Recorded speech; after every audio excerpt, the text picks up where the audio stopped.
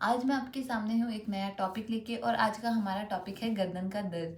गर्दन का दर्द बहुत ही कॉमन समस्या है, बहुत आम समस्या हो गई है। आज मैं आपको बताने वाली हूँ कि गर्दन के दर्द होने के पीछे कारण कौन-कौन से हैं और ऐसी कौन-कौन से चीज़ें हैं जिनको यूज़ करके या जिन बातों का ध्यान रख के आप अपनी गर्दन के दर्द को दूर कर सकते हैं, उससे बचाव कर सकते हैं। हमने बहुत बार देखा है कि जो लोग नेक पेन से सफ़र करते हैं, उनका सिर्फ नेक पेन नेक एरिया में ना रह के हैंड्स तक रेडिएट करने लग जाता है या फिर वो कई बार ऊपर सर में चला जाता है। उनको सर दर्द, चक्कर आने की प्रॉब्लम होने लगती है। वो सर्वाइकल की वजह से होने लगती है क्योंकि यहाँ की मसल स्टिफ होती है और उसका पूरा इम्पैक्ट ऊपर की साइड हेड में जाता है और नर्व कंप्रेशन की वजह से तो पेशेंट कंप्लेन करते हैं कि उनके हाथ में सूनापन है, नमनेस है और एक पीरियड के बाद हाथ उनका वर्क करना बंद कर देता है, बिल्कुल नम हो जाता है, सुन्न हो जाता है। तो इसके पीछे का कारण है जो हमारी सर्वाइकल वर्टिब्राज रहती है, उनके जो डिस्क रहती है, सर्वाइकल डिस्क, उनमें कंप्रेशन होने लग जाता है, वो इम्पिंज होने लग जाती है। उसकी वजह से वहाँ की जो नर्व सप्लाई है, जो रूट वहाँ से निकल रहे हैं, वहाँ पे कंप्रेशन आता है और वो जो नर्व रूट है उसमें कंप्रेशन आने की वजह से पूरे हाथ में दर्द आपको फील होता है क्योंकि हमारे हैंड की जो नर्व सप्लाई है वो यहाँ से निकल के आ रही है। यहाँ पे कुछ भी प्रॉब्लम होगी तो उसका सीधा सीधा इम्पैक्ट हमारे पूरे हैंड में जाएगा। तो आपको किन किन बातों का ध्यान रखना है और किन किन बातों को आपको अवॉइड करना है। सबसे पहले, आजकल की हमारी लाइफस्टाइल सीडेंटरी हो गई है, हम लॉन्ग टाइम तक सिटिंग करते हैं। हमारे वर्किंग आवर्स का कोई फिक्स टाइम नहीं है कि हम इतनी देर बैठ के काम करने हैं।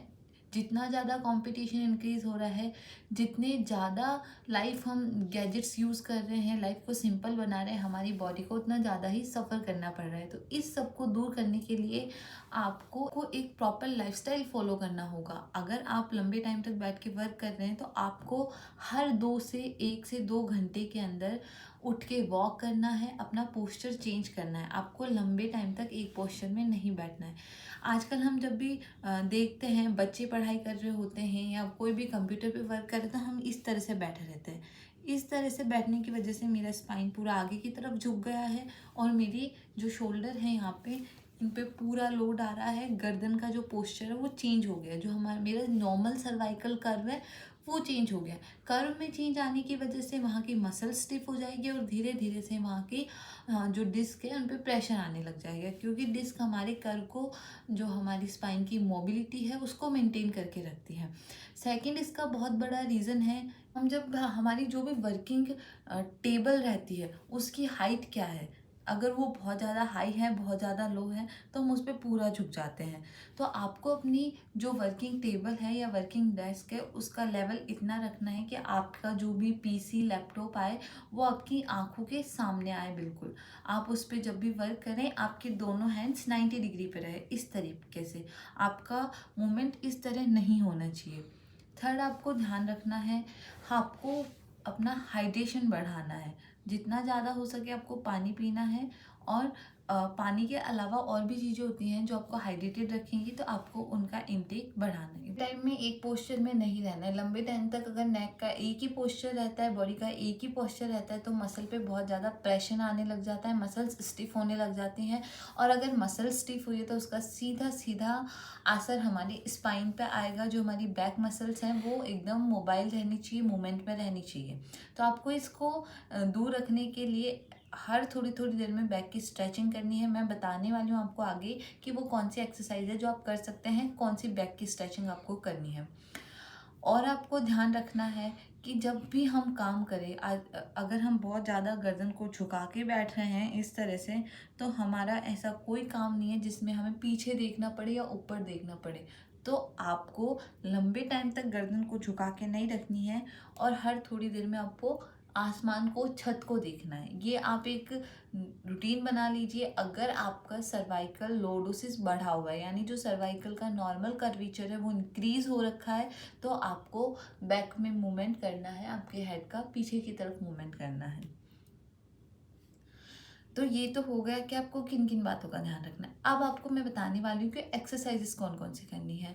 आप एक सबसे पहले करेंगे, एकदम स्ट्रेट पोस्चर में बैठ जाएंगे। उसके बाद आपको इस तरह से स्ट्रेचिंग करनी है। अपने ईयर को, अपनी शोल्डर हमारा जो सही पोस्चर रहता है वो यही होता है कि जो हमारा ईयर है और शोल्डर है वो एक लेवल में रहे। तो इस एक्सरसाइज में आपको अपने ईयर को शोल्डर से टच करना है, दोनों साइड के।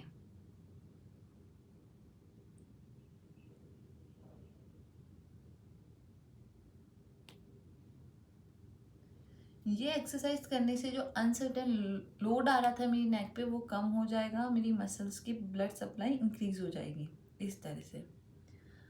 सेकंड एक्सरसाइज होगी,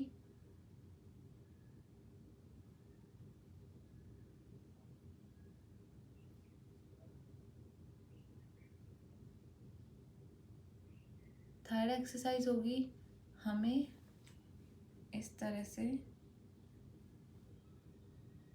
अपना हाथ सर के पीछे रखना है, हाथ को आगे धक्का देना है, सर को पीछे धक्का देना है।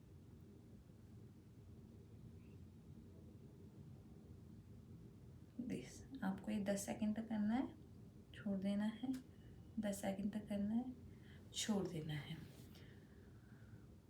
जनरली आपको अपने नेक का रोटेशन करना है, इसमें हम किसी तरह का स्ट्रेस नहीं लेंगे, जनरल नेक रोटेशन करना है। अपने हाथों को सीधा करके उठाना है, इस तरह से ले जाना है पीछे की तरफ। ये स्ट्रेच करेंगे हम, ये हम 10 टाइम करेंगे इस तरह से।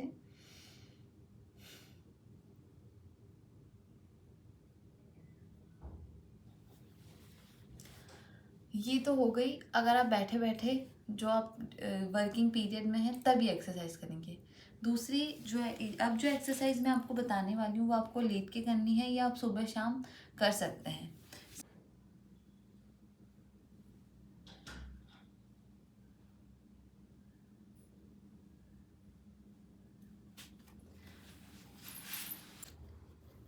इसी तरह की और वीडियोस के लिए जुड़े रहिए हमसे। Thank you.